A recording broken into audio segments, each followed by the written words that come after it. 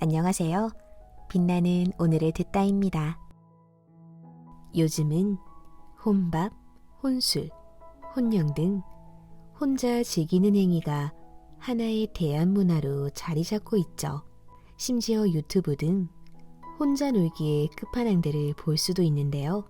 그만큼 누구나 나의 인생을 잘 살고 싶어 하고, 그래서 하루하루 잘 살아보려고 무던히 애를 쓰기도 합니다. 그렇지만 내가 나로 잘 사는 것은 과연 어떤 것일까요? 모든 사람에게 인정받고 좋은 사람에게만 좋은 사람이 되면 되는 걸까요?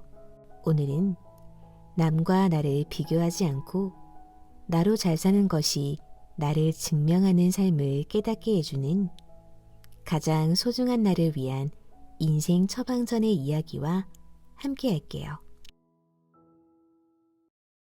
귀티나는 사람이 절대 하지 않는 행동 4가지.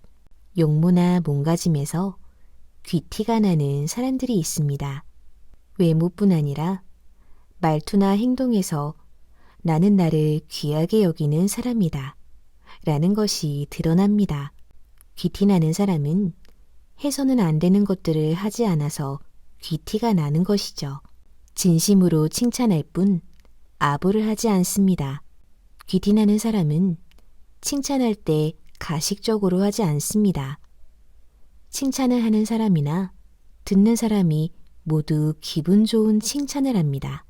그 사람이 실제로 한 팩트를 가지고 칭찬하기 때문에 아부로 오해받지도 않습니다. 칭찬과 아부를 어떻게 구분할까요?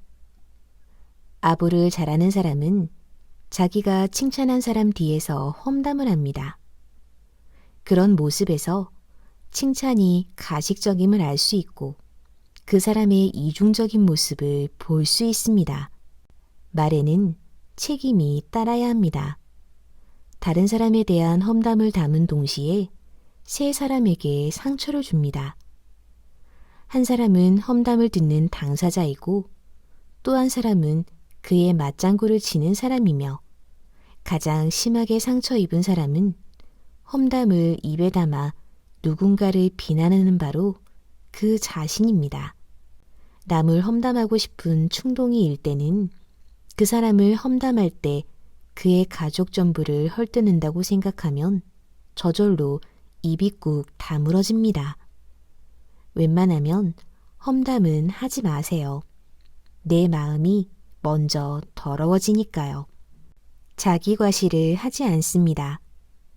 귀티나는 사람은 돈과 힘이 있어도 과시하지 않습니다.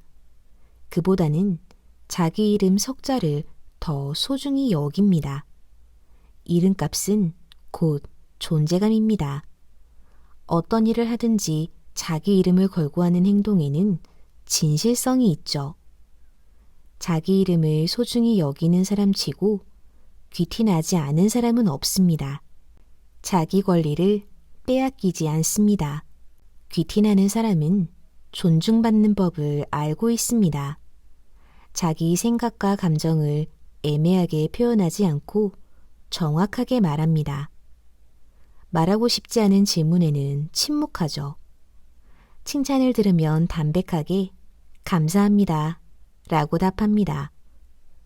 과하게 리액션을 하지 않습니다. 들어주고 싶지 않은 부탁은 완곡하게 거절합니다. 혼자 있고 싶을 때는 약속을 잡지 않고 휴식을 취합니다. 카톡을 할 때도 이모티콘을 남발하지 않습니다. 이런 행동은 자존감에서 나오는데요. 남들이 알면서도 못하는 것을 귀티나는 사람은 하고 있을 뿐입니다. 기본적인 자기 권리를 존중하지 못하면 남에게 내 권리를 빼앗깁니다. 남의 욕망을 흉내내지 않습니다. 우리는 타인의 인정과 칭찬에 목마르죠. 그래서 자본주의 사회에서 남들이 따르는 라이프 스타일을 추구하려고 애를 씁니다. 김정우는 가끔 격하게 외로워야 한다 해서 인간의 욕망은 영원히 충족될 수 없다. 흉내내야 하는 타인의 욕망은 무한하기 때문이다 라고 했습니다. 잘 나가는 누군가의 삶을 흉내내는 것이 정말 내가 원하는 삶인가? 귀티나는 사람은 남의 욕망을 흉내내려고 하지 않습니다. 자기만의 스타일이 있죠. 그 스타일이 화려해서가 아니라 자기만의 스타일이기에 사람들의 선망의 대상이 되는 것입니다. 나이 들수록 아름다워지는 사람들의 특징. 인간은 나이와 상관없이 계속 젊어지고 성장할 수 있습니다. 헨리 포드는 계속 배우려고 하는 사람은 나이에 상관없이 젊다고 할 수 있다. 인생에서 가장 위대한 것은 마음을 젊게 유지하는 것이다 라고 했습니다. 자신을 사랑합니다. 나이 들수록 아름다워지는 비결은 무엇일까요? 외모가 아름다운 사람은 자신의 매력을 꾸준히 가꿉니다.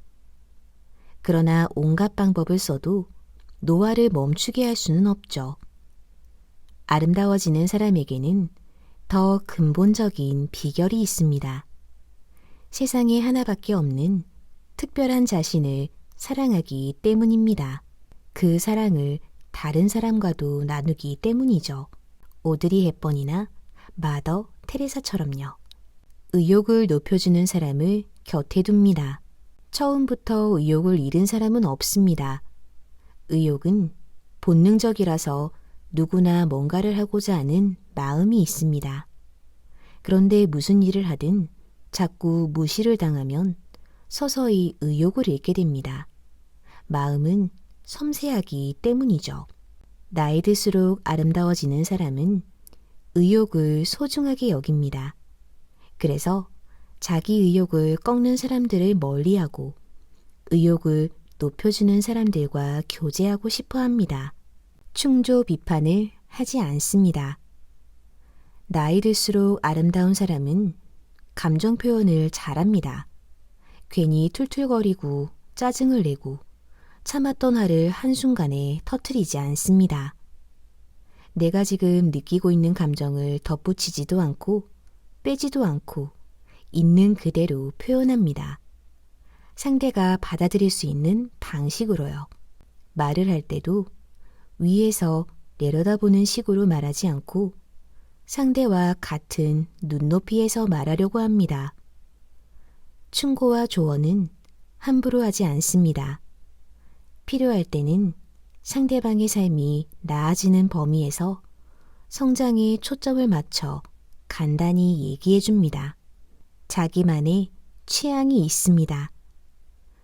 조건이 아무리 좋아도 취향이 너무 다르면 관계가 오래가지 못합니다. 선호하는 음식, 영화, 여행지 등 취향이 비슷하면 입가에 미소가 걸리는 소소한 행복이 늘어납니다. 50에는 어떤 취향, 어떤 분위기를 가진 사람이 되고 싶은가? 자신의 취향이 뚜렷해야 그것에 맞게 일관된 선택을 할 수 있습니다. 취향을 가지고 있는 사람은 피곤하게 찌들어 사는 느낌이 없죠. 나이 들수록 자신에게 어울리는 이미지에 가까워지도록 신경을 좀 써야 합니다. 취향이 있다는 것은 자연스럽게 나의 개성을 보여주는 것이니까요. 행복한 이기주의자가 되는 법. 스트레스 받는 관계는 나를 위해 끊어냅니다. 인간관계는 참 어렵습니다. 남을 이해해주고 배려해서 참아야 할 때가 많죠. 그렇다고 내가 참고 있다는 것을 상대가 알아주는 것도 아닙니다. 알아주기는커녕 희생을 더 강요합니다. 참을수록 나만 힘들어지는 관계는 필연코 스트레스를 받게 합니다. 스트레스를 안겨주는 관계는 한 번에 정 떼듯이 끊어내야 합니다. 바로 나를 위해서죠.